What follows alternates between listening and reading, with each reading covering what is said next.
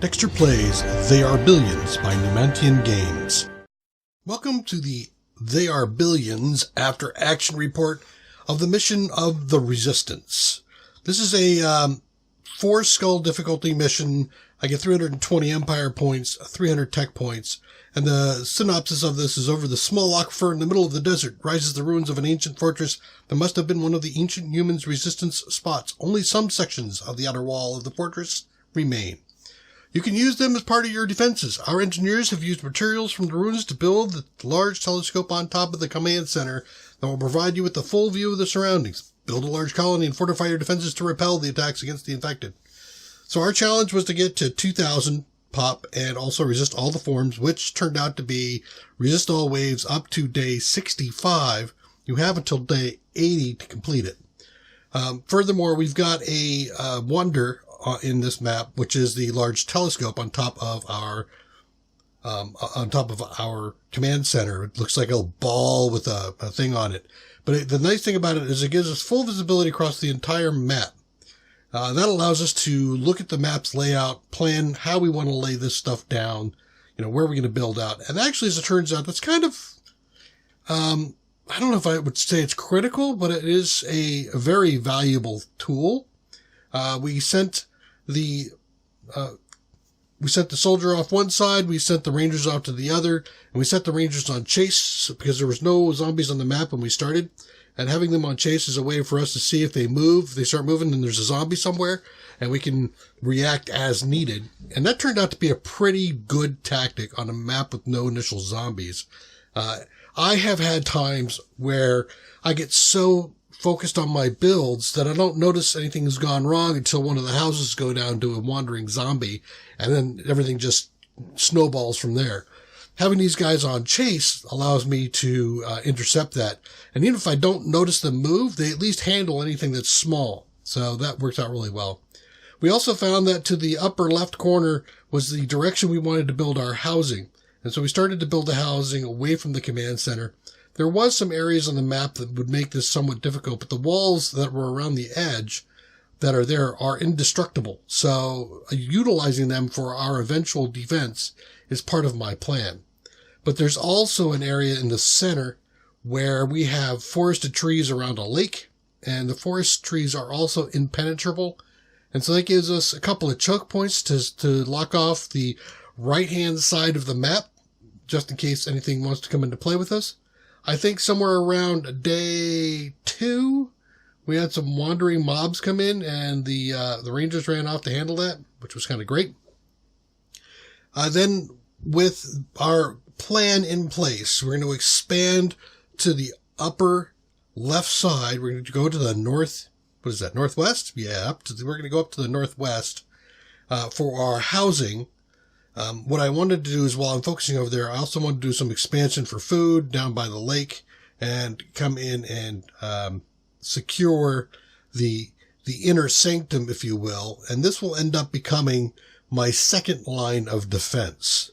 So if something does break through, they'll hit that second line of defense, and hopefully all of the stuff that really just causes a snowball, mostly my housing, will be inside that little nut for them to crack.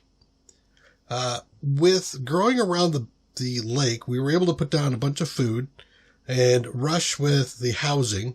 And this was not a second attempt on the map. This was a second playthrough on the map. My first playthrough that was successful, I had a problem with my recordings. Shouldn't say I had a problem with the people around my recordings. And so I lost it and had to redo it. But my second time through allowed me to really focus on the building up of the housing. Cash in the first one really hampered me. Cash in the second was still a problem, even though I was pushing and rushing the entire time on the housing and trying to get to market. The market was fairly important to get up first, I think, because of the reduction in food on the housing.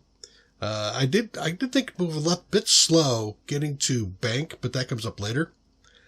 With the increase in the housing market, just focusing so hard on the market, I was also able to secure by around day 7 the nut of the foresting area with one layer of fence, one layer of wall, and continue to expand out, primarily just growing my housing for cash. I did put out some lumber mills along the way on the inside of my nut. After that was done, I did a push straight out west to try to get the wall that the train tracks goes out of on the west side. We had another rush of critters come in on day 10. That was another just minor horde, if you will. I wouldn't call it a horde. It was just a group of things. But I had, by that point in time, placed down a wall around my market house, my market set up with houses, so that I didn't get screwed by, again, a single zombie wandering around. It's not intended to hold off a horde, but it is intended to hold off a couple of stragglers or some leaks to get through. That was the whole point of it, is just to be a little bit more defensive. It turns out I didn't need it. I don't think that wall ever got hit. With the wandering, the Rangers on chase, things went just fine. I got the wood shop down, right around, I think that was day 10. I got the workshop down, right? And started up my research on both housing and farms there. I put down a warehouse around day 11. And then from there, I started to build out with, both my soldier center and I think, the, stone workshop as well. Just started to crank out, one ranger at a time. I think doing that got me up to about 30 rangers, which is what I was going to use to defeat the 16th day horde. And yet I continue to push on the housing, upgrading to wood houses as we go, and also getting the research in place for after the farms for the a power plant for the stone workhouse, the stone workshop. I also got ballistas up and started to put them around the outside or the inside perimeter of my nut. I didn't do it on the house side so much because of the fact that I felt like I'm pushing to the west. I want to put my defenses on the west wall. If they come in, one of the behaviors of the zombies is when they do come in, they tend to come in a straight line. They don't do pathing from a point of view of total effort spent, but more along the lines of direct path. So if I have a massive stone wall that's 10 wide right in front of them and both sides are totally open, they will go around. They'll try to go through the stone wall. And I can use this to my advantage by having holes in my defense while still blocking the zombies. So then on day 16, the horde comes in, and this time it comes in from the north. It isn't where I started. I mean, center west would have been the best, but north is fine. I do have some fencing up there. I've got my ballistas up there, and when I move my rangers up to the top to intercept, my idea with the rangers, of course, is to grab a few of them and kill off, a few as they come in. But as it turns out, they don't come from the direct west. They came from the northeast, or so direct north. They come from the northeast. So whenever it says it comes from northeast, west, or south, there's 3 points they can come in. In this particular case would be northwest, north, or northeast. And they came in on the northeast. And what I was able to do is to take the rangers out, grab about half of them, aggro about half of them, and pull them off to the side so that I ended up having the horde split in half, hitting my defenses on 2 different points, doubling up the effectiveness of my defenses and making it much more, much less likely that they could get through. I did add up a second set of walls, to the north, made a little pocket in there for me to put my rangers in and stuff, but that worked out really well. The rangers, pulled the guys into the west or east side, the 2 turrets there, and then moved up and cleaned out the rest of them to the north. And we were left alone again to build some. After the horde, there were some stragglers that came in from all directions. So it is important that I have the nut protected, because they did get a few guys into the walls along the nut there and start hammering at them, which is what the whole intent is. But, they didn't get to the housing. So that was fine. got to utilize my defenses. So that was around day 18. I finally solved all that problems. And then I continued to finish off the growth of my housing from wood. I started to switch over to stone housing. I was dropping down power stations. And by day 19, I started to secure the west wall. One of the other things I did was once I got the west wall, I was going north along the north side and started to the north side, coming to the northwest to allow myself to, encircle, if you will, that upper area, just because my crunchy bits are the housing, and the north side is where the crunchy bits come in from. I did get some more stragglers coming in around day 21, which was pretty easy to deal with the Rangers on chase mode. I found chase mode very useful in this mission. Most of the time I'm afraid to put them on chase because I'm concerned they're going to go aggro some massive group, and that didn't happen here. But we got about an hour and a half in so far, and we're up to day 22. I started to drop a couple of snipers at the west side, but I really wasn't focusing on snipers. Snipers drain the income, your gold as a salary. And so you really kind of want to balance when you put them out with your growth. And here, my growth was paramount. My cash income was critical. And so I really wasn't leaning a lot on snipers at this stage. I was putting things out like ballistas.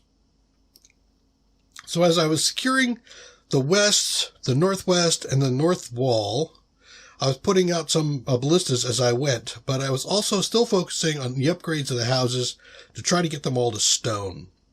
When I came to about day 25, I was up to 1,200 population.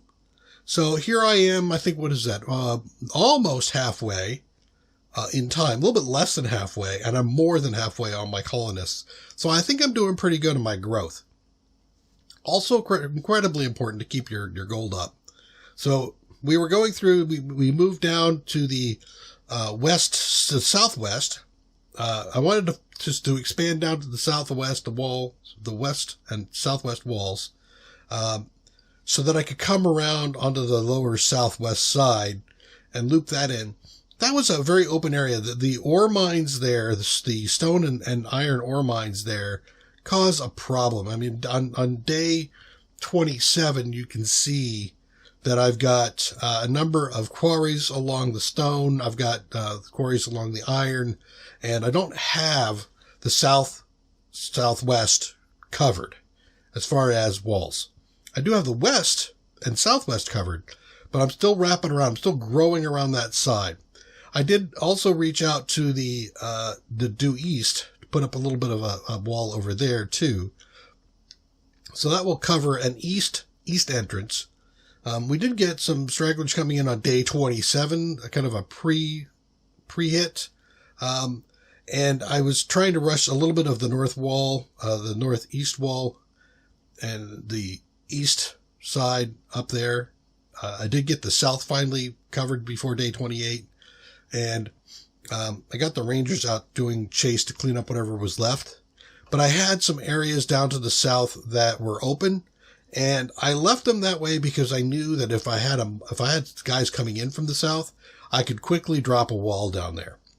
So that was my plan, is to have the power coverage, but focus up on the northeast to get that closed off first. So then when day 28 did arrive, we were told that the mob was going to come in from the west.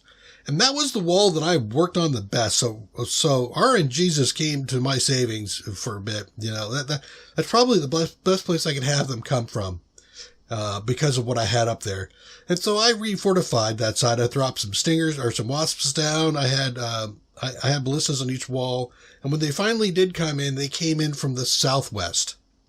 So there was a little bit of weakness down in the southwest. I probably would have preferred solid west or northwest, but that's fine. A big group came in, and they came in quick enough that I couldn't get my Rangers down because I wanted to split them off. I wanted to pull off a few of them and feed them somewhere else so they weren't all just hitting one spot. That's how they break through, is when they all hit one spot. But one of the things is that just a little bit to the north of the southwest corner, there was a wasp that kept pulling critters away. That helped a little bit. They did break through that wall, but I was able to do a second wall behind it and secure it enough that they didn't get through. And they gave us another 10 days of leeway. I still had another group going on chase because I had another set of stragglers come in right after that horde. But we did solidify the north, the south, or the north, the west, and most of the east wall. And so now we were next focusing on the south wall. And I finished off most of the growth of the town with stone, and it's coming along quite nicely by day 32. I have a lot of power down all in one place, so that can be a risk if I get hit really hard over there, but I figured that I'd be okay, and since I already played through the map once, I knew that I would be, as long as I kept my defenses going solid. I did use the foundry. I got that up. I got the advanced quarry and advanced farms up. I had those starting to drop down, and we continued to build off, seal off the walls. And by around day 35, I had all of the walls done. Maybe not all in stone, but they were all done. And I was saving my stone for the housing upgrades. I also started to put down another market and bank combo for the second merchant group, which allowed me to get up to the point where I think I hit my 2,000 goal on day 37. So I'm about 2 hours and 30 minutes into the game. This mission, I'm on day 37, and I've achieved the first objective of getting to 2,000. But I don't want to stop there. I want to keep growing my gold, my resources there. So I need to keep dropping people down for the gold income. And, I didn't have a worker issue, but who knows if I would have had a worker issue if I had stopped growing my gold. So that's a nice benefit of growing gold. Up in the north, I did put a couple of things there when I think I had a small pre-group come in like around day 38. And up in the north, you'll see that I have a couple of some walls. I've got snipers sitting behind the indestructible wall. And notice on the indestructible wall, you have a high wall and a low wall. The high wall has small bars on the top. The low wall has large bars on the top. It's the large barred wall that you can shoot through.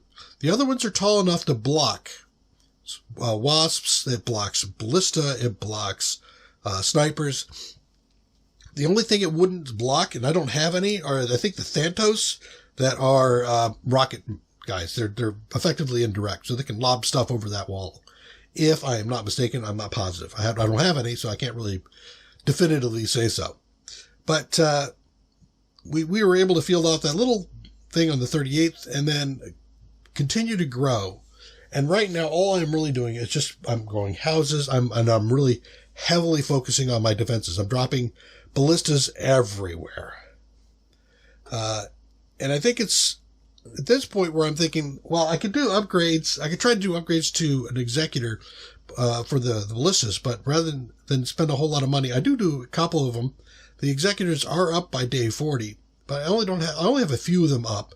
And I have a few wasps along each wall. I haven't lined the walls, generally speaking, but then on day 40, we get the notice that the horde is going to come in from the east. Now, the east is, again, not a place I was overly focused. That was the west. But it is set up in a place where I can certainly do a decent job. And I drop a number of ballistas down along the east wall and let them get into place before the horde comes in. And when the horde does come in, I started putting up, I think it was on day 40 around the 11th hour, you'll see I've got what I call a shield. So I've done the double or triple wall depending on the angle you're on, which most people do. And then one space out from there, I throw another wall down. That wall out there is really just an ablative wall. It's intended for them to come up, hammer themselves against for a while, but it is still within range of the wasps and the ballistas. So I get time to whittle away at anything that's coming against that wall before they break through the shield. And it's a sacrificial shield, but generally, depending on how well your defenses are, they may not even get through it. So the Horde did come in, which was kind of nice. And I stuck my Rangers right up in the corner as they were vectoring in to pull off some of those zombies. And so effectively I got, maybe 2/3 of them hitting one wall and 1/3 hitting another wall. And because of the Rangers sitting there, they went through the shield a bit, almost broke through. They almost broke all the way through. So it was really kind of close. And then I moved my Rangers up to take the remaining piece of that, and we defended against the Day 40 Horde. After that, we went pretty much all out on defenses. I did put up some more housing again for some more cash. You can't have enough cash. And then I just started dropping, I did an upgrade on executors. I started dropping ballistas. I started dropping, wasps. I was running into power problems, and I decided I was going to throw down the wonder of the lightning spire. So on day 43, I got the lightning spire started. And that takes a while. It took me a little while to save up the cash for it. I think it took me like 3 ticks to do that, which is, game time feels like forever while you're not doing anything. But by day 44, the lightning spire popped, and we got, I didn't get that bonus on my first playthrough, but I did on the second. I had it building on my first playthrough, but it had not finished by the time, I hit the 65th day Horde, I think it was. So I did throw out a few more houses, and I started going around and dropping shields on all the walls, upgrading as much as I could my executors, started cranking out the snipers, to assist the executors, and started to line the walls with wasps. That's all I did from day 48 up through day 52. Just build and upgrade and build and upgrade. When day 52 did hit, we got a horde from the north. Now, I believe my day 52 horde in the first one was also from the north. So 2 times do not a pattern make, but there's that. So when they came in, I started to throw down a few more wasps. I had my Rangers out there to engage them, and then I started to pull them off. And I think I did the same thing back in the Harpy run, where I'd go grab some Harpies and I'd feed them into my turrets and into my towers. Same thing. I went over and just started grabbing the guys off, and I think that made a pretty big difference. I had about probably half of the zombies split off. And so, in effect, I reduced their total focused DPS in half. That was a huge reduction on day 52 into 53. So then, we're still waiting. I've got, at this point, 2,500 colonists, so I'm well past my point. All I'm doing is waiting for swarms. And so I have a day 64 to get through the last swarm.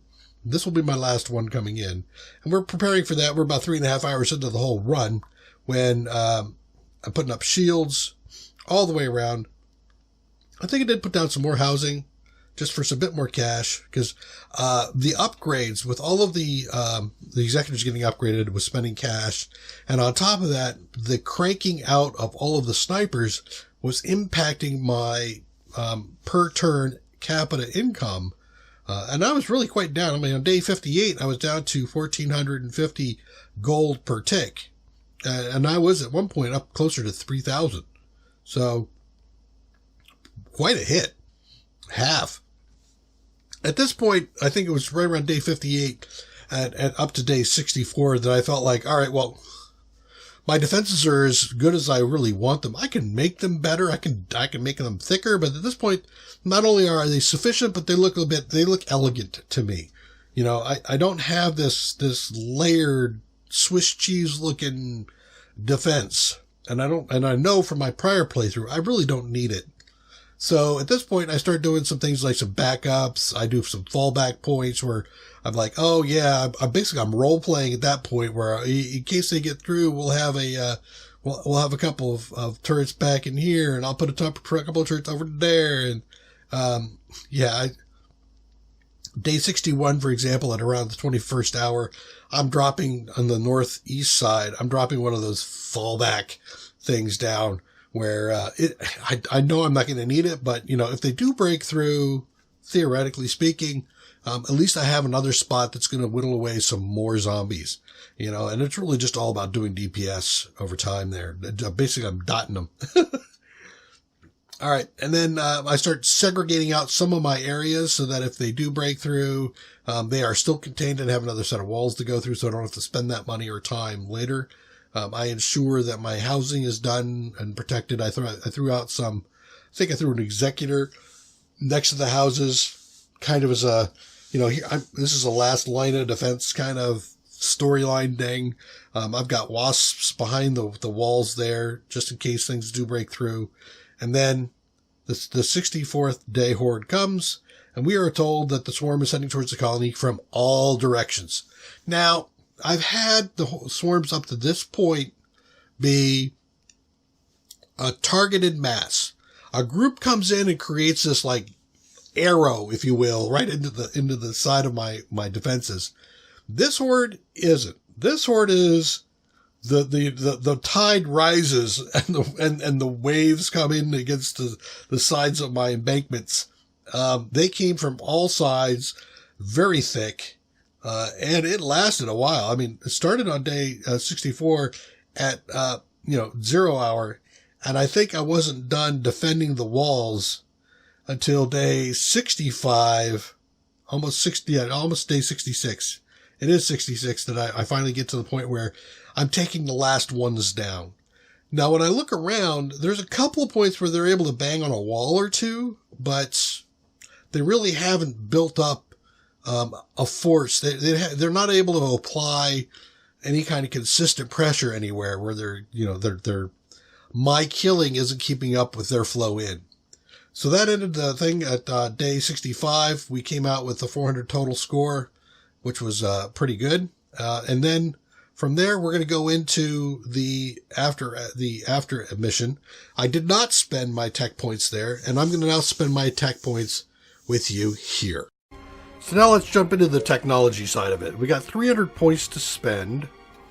I'm still having cache issues. I did corpse recycling before. There's the global vision, the silent beholder that can be put on top of your command center. Here's the thing. Revealing the entire map at the beginning is awesome. I mean, I love it to be able to do planning. But when I have to spend $7,000, that means I'm doing it like day 40, day 50.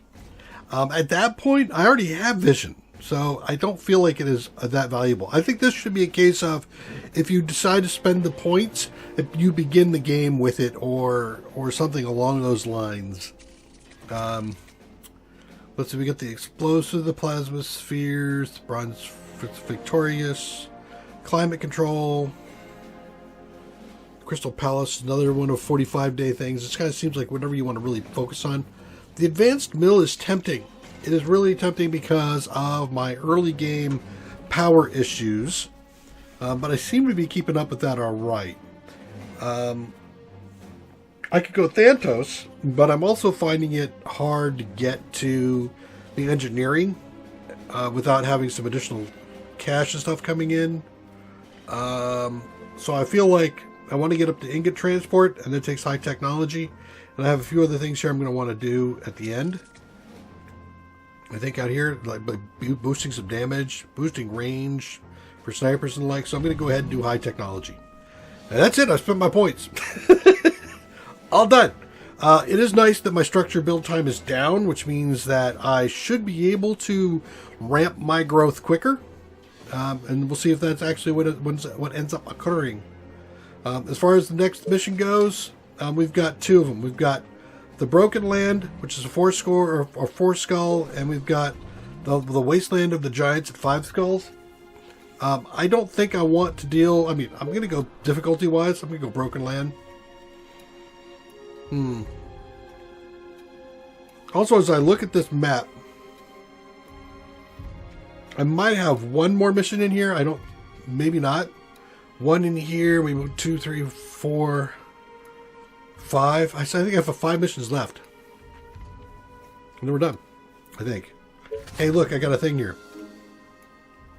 Megacity is now 99% of the world population. I thought I already read this.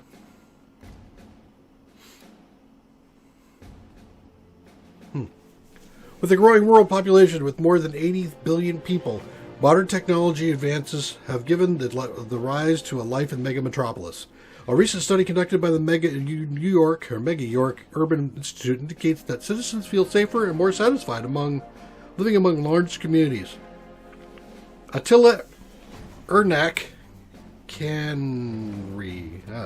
sometimes people like to do stuff backwards. Head of anthropology and human behavior goes on to say, never in the history of human civilization has there been an age as prosperous as today. He attributes two factors to the steep influx of urban living.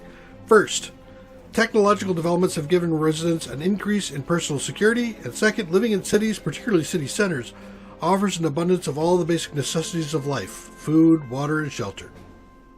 Alright, so we've got one more thing to come up, and we'll be done with the old file collection. Come back and join me next episode. Thanks again. Take care. Bye-bye. I'm